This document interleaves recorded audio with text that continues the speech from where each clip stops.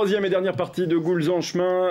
On est toujours avec Diana Higby qui se remet en place. Bah oui, tout le monde se. En fait, pendant la pub, c'est tieste et puis après, tac, ça redémarre. Acteur studio. Ils font les coques selon Jean-Franck L'Enfant, c'est ça? Oui, exactement. C'est parce qu'on a le directeur des familles de Louis sur le plateau que vous dites ça? Oui, ma petite poule. Oui, ma petite poule. Yves de la Fouchardière, ma petite poule, ça vous va bien comme surnom? Ma petite poule, pourquoi pas? Fais gaffe, après au bureau, on va l'appeler comme ça. Je suis plutôt du côté des coques. Des réactions au niveau national, parce que du coup c'était aussi l'intérêt de ce coup de com', parce que c'en est un aussi, de parler des fermiers, et puis de toute façon c'était le salon de l'agriculture, c'était l'intérêt. On a eu des petits mots, il y avait des mots doux sur effectivement les réseaux sociaux, des mots un petit peu plus piquants, et il faut rappeler que c'est une coopérative, que vous êtes le directeur d'une coopérative. J'ai eu une chance incroyable, j'ai eu même un tweet de Mélenchon. Le samedi, quand le BFM sort l'actualité, il sous-titre éleveur des familles louées. Et c'était étrange. J'avais un badge, j'avais marqué directeur des familles louées, tout le monde me connaît. Donc, et il a cru que je m'étais déguisé en éleveur. Je suis au salon, je suis toujours comme ça, ma pensée qu'ils me connaissent. J'ai rien changé de mes habitudes. Et donc il a mis un petit tweet vengeur, mais je crois que c'était contre BFM. Donc, et il l'a retiré. Donc c'est dommage. C'est rare d'avoir un tweet de Mélenchon quand même. Non mais il y a toujours des... Il fallait faire un screenshot. Je crois que ma femme l'a fait. Je vais le garder, oui. Oui, il faut le garder. Non, parce que c'est vrai qu'il y a toujours des gens sur les réseaux sociaux aujourd'hui. C'est la critique facile, c'est de mettre des petits pics comme ça et d'essayer de faire croire qu'on a voulu faire passer un directeur pour un éleveur. Quand on avait fait les affiches avec les poulets loués, vous savez, ceux qui ont les képis là. Donc ça avait super bien marché. On ressortirait la première qui était la plus subversive, où on avait mon conseil d'administration entassé dans une camionnette pour faire des poulets industriels, vous savez. Donc avec des képis et tout, donc c'était très rigolo cette affiche. Oui. Elle ressortirait maintenant, je pense que dans les réseaux sociaux, ça ferait vraiment des drôles de vagues. Ah bah oui, clairement. Des drôles de vagues. Parce que les réseaux sociaux, il y a 8 ans, c'était pas comme aujourd'hui. Mais derrière, il ne faut pas y attacher trop d'importance, il y a beaucoup de gens haineux et des gens pas très intéressants. Là, dans cette histoire d'apologie, le 90% était très favorable. Favorable à ce qui s'était passé, c'est toujours un résidu, et puis on entend souvent ceux qui parlent le plus fort, et c'est pas ceux qui représentent le mieux la vie des gens. En tout cas, une belle promotion, comme Mélenchon. En tout cas, très grave à ce que tu racontes. Attention, on ne parle pas de politique dans l'émission.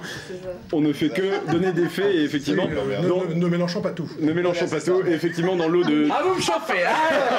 Edouard Philippe, alors je on en parle. Dans le lot de fake news... je vais vous le chauffer. Dans le lot de fake news, on ne parle que de faits, on ne donne pas son avis, on dit ce qui s'est passé, effectivement. Heureusement que c'est plutôt un aspect positif qui ressort de cet événement, et c'est ce qu'il faut retenir, bien sûr. Ceux qui ont essayé de faire croire des choses sur les réseaux sociaux, qu'ils se taisent à tout jamais. Voilà, moi j'aimerais bien donner une poule à quelqu'un de célèbre et qu'on parle de Musica. Mélenchon, quand vous avez envie, je vous la porte avant. Non, mais c'est ça que je trouve génial, c'est qu'on puisse parler de quelque chose d'important, parce que tout ça c'est très important. Non, mais c'est vrai que la poule c'était juste la porte d'entrée, et après d'ailleurs on a plutôt bien parlé de la fière de Loué, de son histoire et de son envie et de ses éleveurs, donc c'est plutôt bien. Vous êtes assez bon sur les coups de com' globalement. Je sais pas. Dorénavant. Si ça marche comme ça marche, à mon avis. En fait, entre le déguisement et le côté sympathique, voilà. je rigole parce que. Mais tu sais que maintenant tu peux avoir une poule pour Patrick Poivre d'Avant. Et puis toi, tu peux aussi avoir des poules pour tes spécialistes là. Mais on leur donne toujours des cinéastes avec un petit. Ah oui, le jury repart avec un petit. Pourquoi on communique par la poule? Enfin, je sais pas, il y a un truc. Parce qu'à cause de l'œuf. Il y a un truc philosophique. Non, c'est surtout l'œuf. Mais c'est l'œuf ou la poule en premier? Justement, Yves de la Fouchardière, c'est l'œuf ou la poule qui est apparu en premier? En tout cas, ce qui est sûr, c'est que les poules avaient des dents. Les poules avaient des dents. Je ne répondrai jamais pour savoir si c'est l'œuf ou la poule. Il y a beaucoup de scientifiques qui ont travaillé dessus, mais les poules avaient des dents. À l'époque du Jurassique, les ancêtres des poules avaient des dents. Et on s'est tous posé la question de savoir si les poules avaient évolué avec leurs dents, qu'est-ce qu'on serait devenus, nous, les humains? Pas grand chose à mon avis. Il valait mieux qu'elles aient un bec et pas de dents. Mais elles avaient des dents avant. Et on dit que ce serait possible que plus tard elles en aient à nouveau.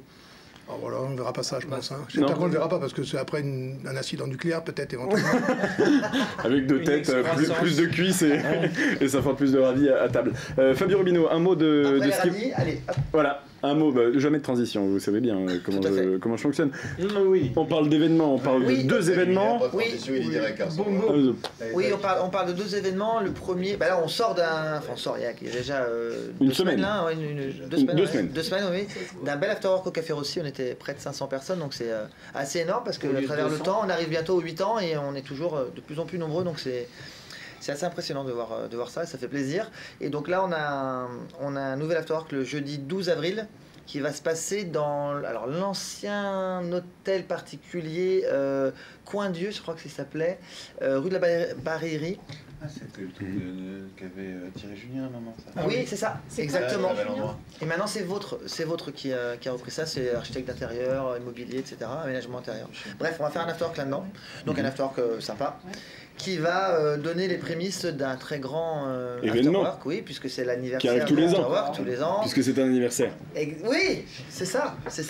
Et donc les 5 ans se sont faits au circuit, les 6 ans se sont faits sur le stade des MM Arena, les 7 ans se sont faits au centre des expos et les 8 ans, vous le saurez bientôt. D'accord, ça c'est du teasing. C'est tout à fait secret.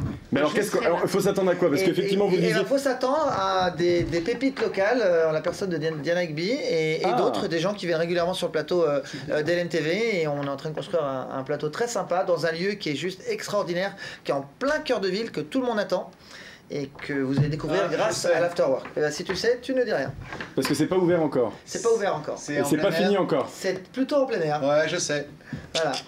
Et c'est pas encore fini. Il y a deux solutions, il y a deux possibilités. Ouais. Ça sera fini quand? Ça sera fini pour le mois d'après. Je crois pour l'été, je crois. D'accord. Ou début ou septembre, rentrée. T'as pas besoin de faire les questions, en fait, nous on fait les questions. Ouais. C'est un peu le but, hein. En même temps, boule dans le chemin, c'est vous, c'est pas moi. Et la date, donc c'est le vendredi 4 mai, donc vous pouvez cocher sur votre calendrier le vendredi 4 mai, parce que je choisis mes dates en dehors des événements.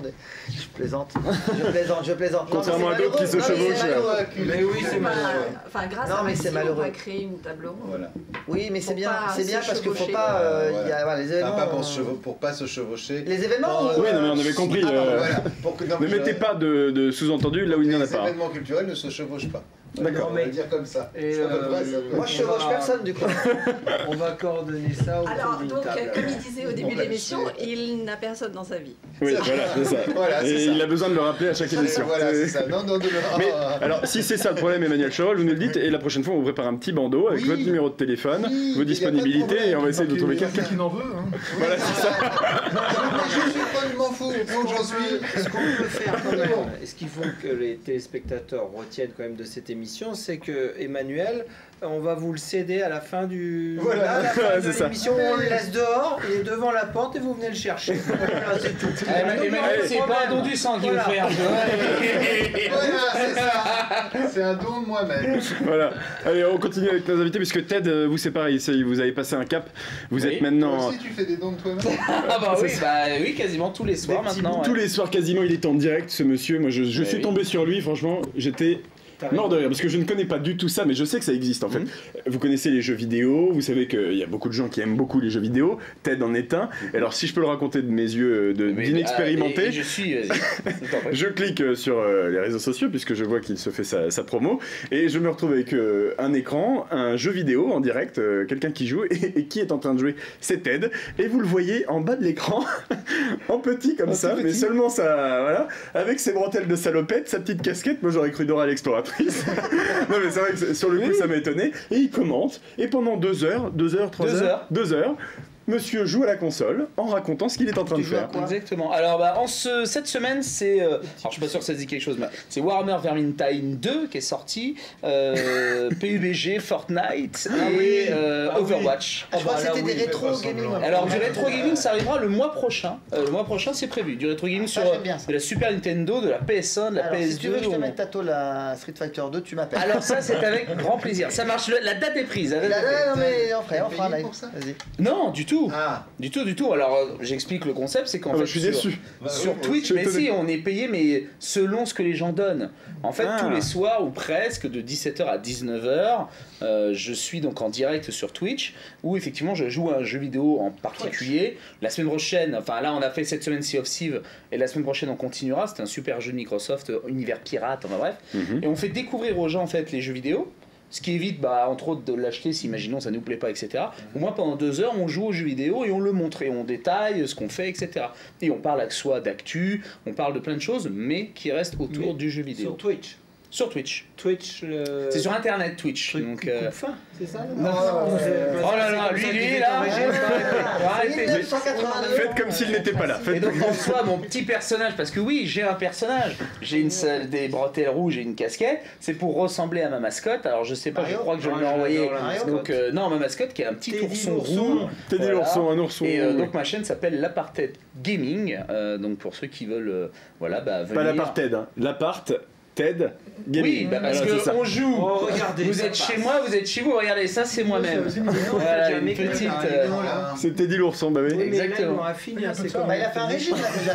Non, alors là il y a moins de rembourrage, mais vous avez vu que la couture a quand même pété. Il y a eu un effet. Et ça c'est Ted au mois de juin après son régime. Voilà, c'est l'objectif, on le garde constamment. Donc bref, donc c'est plutôt à public des jeunes, mais surtout il faut avoir internet. C'est ça un peu le problème de Twitch, c'est qu'il faut avoir internet. Je sais que bon bah certaines personnes l'ont pas, mais voilà. Et je vais bientôt les vidéos sur YouTube pour qu'elles puissent être revisionnées pour ceux qui veulent. Je ferai des best-of, on fera du rétro gaming, on fera de l'actu, un journal du gaming aussi qui arrivera dans 2 mois.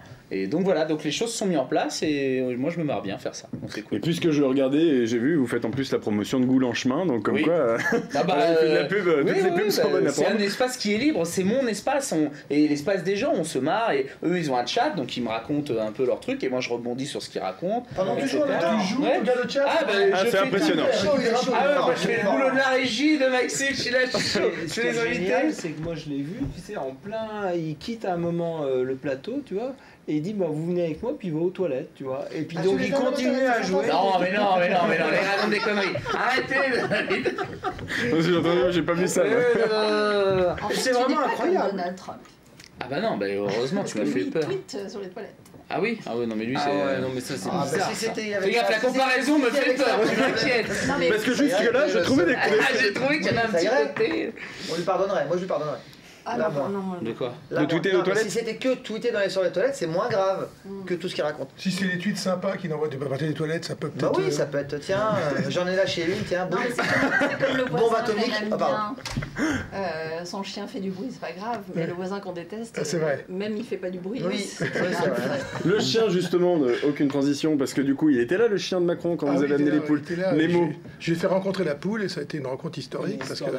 Il avait. Oui, c'est vrai que c'est un chien. Non, mais il l'a pas fait. Il a juste eu un peu peur au départ.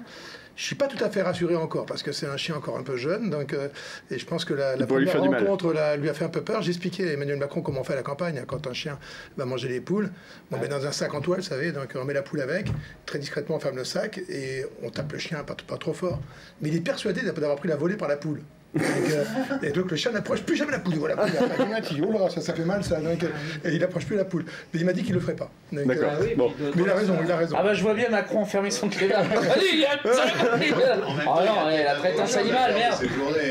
Attention parce que les poules pondeuses sont hyper sensibles, donc faut pas leur faire peur. Faut pas les stresser parce que là elles arrêtent de pondre. L'Euphrate, c'est ça. Ouais. C'était l'histoire de la Mésopotamie. Donc, pourquoi les poules ne pondent pas en Mésopotamie, vous ne saviez pas? Non. Parce qu'elles voient le tigre et l'Euphrate. Oh putain, c'est une vanne qui va trop loin. Revenons sur l'anus. Tu l'as comprise aussi, putain. Ted, alors une blague sur les poules. Sur les poules? Vous savez pas de blague sur les poules? Dépêche-toi. Non, oui, c'est 2 poules. Il y en a une. Non, je sais pas, moi j'ai pas de vanne sur les poules. Ah, vous êtes en train d'inventer? Tu sais comment on reconnaît un coq d'une poule? Non? Tu les mets dans le frigidaire, celui qui gueule, on se les gèle, c'est le coq. Ah! Ça, tu l'as compris. Ça t'en fait. C'est beaucoup plus de son niveau. Voilà, celle-là, tu peux la noter. Une petite question comme ça, par-ci par-là. Qui est toujours militant du Parti Socialiste? Plus personne. C'est un local. Non, c'est Jean-Claude Boulard. C'est Jean-Claude Boulard, excellente réponse. Bah oui, c'est un local, c'est le but de l'émission. Il est toujours militant du Parti Socialiste. Il a cru bon de devoir le rappeler, puisque les gens peuvent se poser la question, effectivement. Il est militant du Parti Socialiste En Marche. Voilà, c'est ça. Ah. Mais il appelle à voter pour En Marche. Mais après, ça, c'est un autre. Non, pas de réaction. Oh non, bah non. Non, C'est trop facile. C'est bon, oui, voilà, c'est trop facile. Je ne tire pas sur les ambulances. Bon, sur le graffiti, on n'a pas parlé tout à l'heure on a dégusté avec vous, mais vous permettez aussi au grand public de déguster et de vous rencontrer. Oui. Alors, vous savez. J'adore, c'est que les pionces. Hein, c'est ça, oui, je me rappelle. Mais bon, alors écoutez, ce qu'il faut retenir actuellement, c'est qu'avec Chef Graffiti, vous avez une prochaine date. Et alors, c'est bien sympa, parce que c'est vrai qu'on en parle souvent quand on est au Ghoul. Donc, le 7 avril prochain, moi je fais une petite promo également. Le 7 avril prochain, puis je compte sur vous tous, évidemment, on va avoir un samedi gourmand de Chef Graffiti qui aura lieu à l'Homme, au domaine de Bellivière. Domaine de Bellivière. Le meilleur vin de France. Bah oui, il est très bon, ça c'est sûr. Hein. Et c'est un excellent domaine puisqu'ils sont en biodynamie. C'est Christine et Eric Nicolas qui détiennent ce fameux domaine de plus de 20 hectares quand même de vignes. Hein. C'est magnifique. Ils ont des janières superbes. Ils ont des coteaux du Loir superbes. Ils ont d'autres vins aussi qui vont faire découvrir à l'occasion. Et alors, ce qu'il faut retenir également, c'est qu'on va faire une sorte de dégustation musicale, justement. C'est pas vrai. Et ils m'ont pas appelé? Ah ça, non, ça va pas du tout. Parce que mon mari les connaît très bien. Eh ben, on va mettre ça au point. Est-ce que tu es là le 7 avril? Écoute, on en reparle. Oui, bah d'accord. Justement, on met le programme au point. Là, on a calé. Je fais rencontrer les gens, en fait. Je suis entremetteur. En fait, un petit côté, mais on va ouais, c'est ça.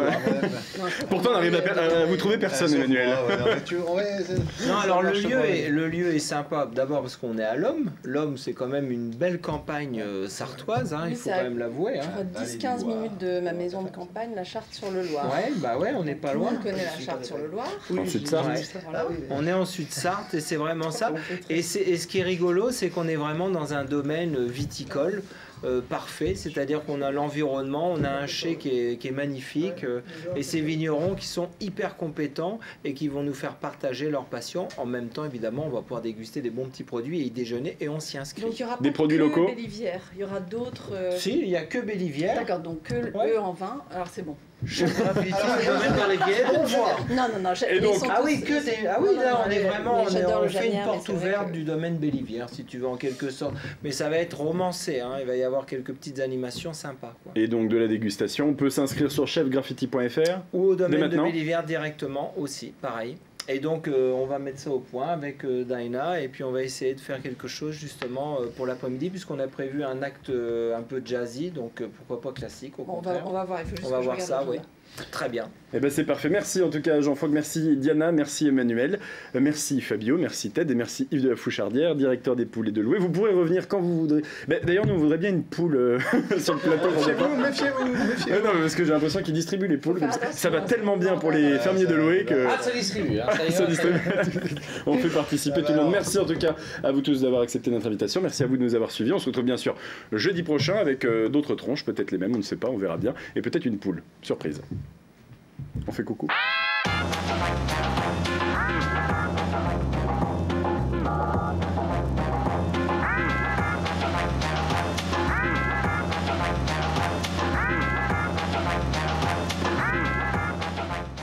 Essayez la différence avec Ghoul en chemin et 72 Autopark, votre concessionnaire Suzuki en Sarthe.